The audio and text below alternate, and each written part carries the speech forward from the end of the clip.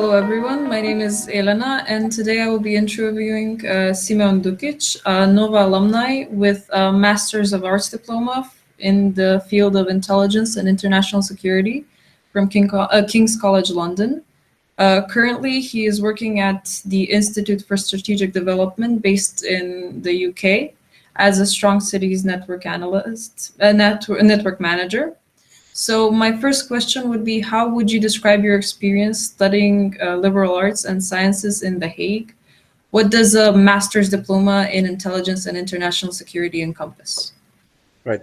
Firstly, Elena, thank you very much for having me here. I'm very glad to contribute to Nova's Alumni Talks, as my experience in Nova from 2008 and 2001 has been very enriching for me, and really set me out for my future university, career goals, and so on. In terms of the first question, in what does a liberal arts in global challenges and mean? It's actually one of the few liberal arts and sciences diplomas that exist, I think, within Europe, since the liberal arts and sciences concept is mostly came from the United States, and it allowed, I guess, a more comprehensive, I guess, and inclusive, multidisciplinary education in terms of global challenges. So they were divided, I guess, into four concepts, if I remember correctly at that time. The first one was international justice, which focused more on international law. There was one on global politics, which focused more on international relations. But there were also some things for natural sciences in terms of sustainability, which is obviously a very important issue these days. And the fourth one was in terms of governance, I think, and good governance. And this basically allowed for a comprehensive understanding in terms of what are the challenges we're basically facing in the upcoming short, medium, and long-term future.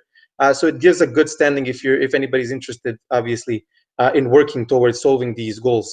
And in terms of what my career path looked like, or my educational, path looked like, I pursued the international justice program, where basically studied mostly subjects which were connected to international public law or public international law. But after that, since because of the nature of law and legal practices, I switched more towards security, because at the same time, while I was studying in The Hague, I was also interning at the International Tribunal for the former Yugoslavia, which gave me which inspired me to do more security studies, I guess. And then I pursued my degree in Masters in Intelligence and International Security at King's College London, as you basically mentioned. And in terms of the diploma, I mean, even though it sounds intelligence and international security, it's not really, I guess, a program where they teach you to be a human asset, as they call it in the intelligence field. You're not becoming a spy. It's basically a program where you learn about intelligence cycles, you learn about intelligence failures, you learn in terms of what the process is like, and how intelligence agencies were involved in keeping peace, whether internally or externally, how they've been defending national interests, and basically how they work and what it means to be part of an international agency, an intelligence agency. And with that, because this was more focused on security studies, which not a lot of people follow, but obviously after that, it had other consequences, because in terms of what you can get in terms of your career path is very limited.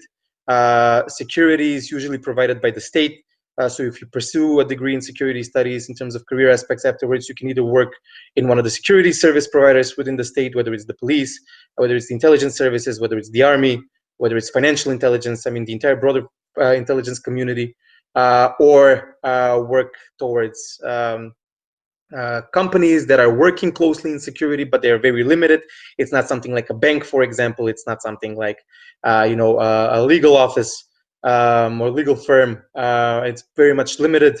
Or in the NGO sector afterwards, working on making sure that human rights are protected, or during this sort of work, and that there's increased transparency in terms of how security is being provided. And making sure all of them are accountable for, and in relation with good governance principles.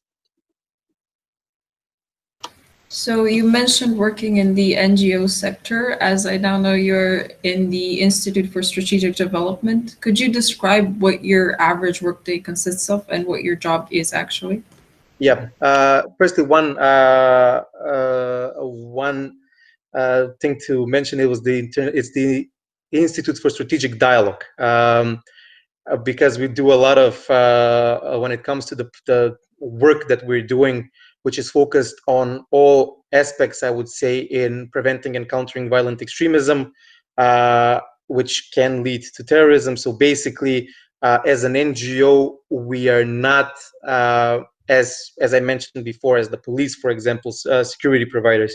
Nevertheless, when it comes to issues like radicalization or violent extremism, there is and there has been an international push towards more preventive measures and a more the multidisciplinary approach, meaning that not only the security services are responsible for preventing violent extremism. This includes members of government and also other stakeholders outside of government, including, for example, when I mentioned people outside of government, CSO organizations, youth groups, religious communities, women organizations, and so on. But also when we're talking about institutions, we're also talking about social workers, we're also talking about sports workers, we're also talking about educators, teachers, who all have a role to play when it comes to recognizing, for example, early signs of radicalization among whether it's youth or somebody, or older generations, preventing that or trying to provide, I guess, assistance or support to individuals which already are going down the loop towards radicalization, and also individuals that have been parts, I guess, of violent extremist groups or terrorist groups, whatever you want to call them, making sure that they're reintegrated, resocialized in society, and rehabilitated, so they again become, as much as possible, fruitful members of society. And in terms of what a usual day at the office looks like, since I mentioned we're an NGO, and my responsibility, as you mentioned again at the beginning, is within the Strong Cities Network, which is a network of units of local self-government from all over the world, ranging from the biggest megalopolises to the smallest villages. I would say around 140 members within this network right now, and we're basically trying to facilitate and build capacities of local officials, practitioners, members of the local communities to strengthen their capacities, but share with them also experiences of different cities and provide them with actionable intelligence that will provide them, I guess, with the best guidance, but also the best information to set up strategies, to set up structures, and to set up activities and measures to prevent violent extremism. Since I'm responsible for the Balkans and Central Asia, my day can go, based on the regions, but also based on the type of work that needs to be done. It can be composed of planning events. It can be composed of creating training materials.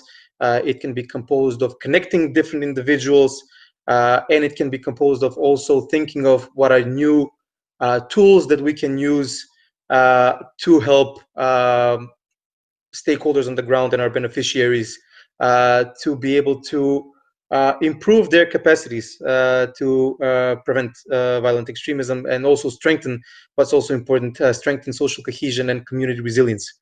And yeah, there's also a little bit of research as well, because obviously you cannot set up any activities or policies and strategies without having any evidence. So research is a huge part of it as well, and measuring what kind of impact we also have, because having structured strategies and activities for the sake of having them does not help anybody. We need to measure them to make sure whether we're having any positive outcome on the ground, or whether we have no outcome on the ground, or we have negative outcome on the ground. It's better to know what we're doing as opposed to not knowing what we're doing at all. As you mentioned before, you have a very specialized master's diploma as well as a very specialized position.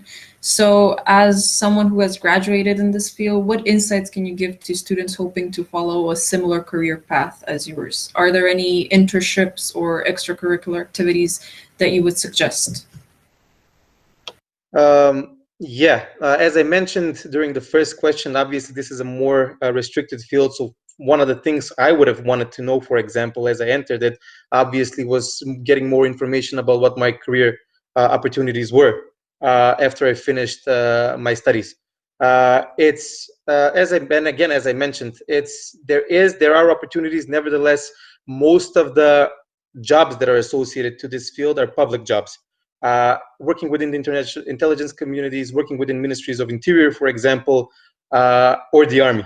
And most of my colleagues were from these backgrounds, even though there were other individuals who were working for consultancy companies, for example, that were doing more work towards expert controls, for example, because there are a lot of goods that can be weaponized for certain things. There are also other individuals that work towards due diligence, making sure that the individuals or companies, legal entities that you're working with follow international norms, standards, and do not damage, I guess, your reputation, but also making sure that you don't engage with entities that are, for example, let's say on sections lists or so on. So there is part of that in the private sector as well. And as I mentioned, in the NGO sector, mine was more specific towards intelligence, obviously, but I mean, I guess obviously that didn't tie me to have to work, for example, in the intelligence sector.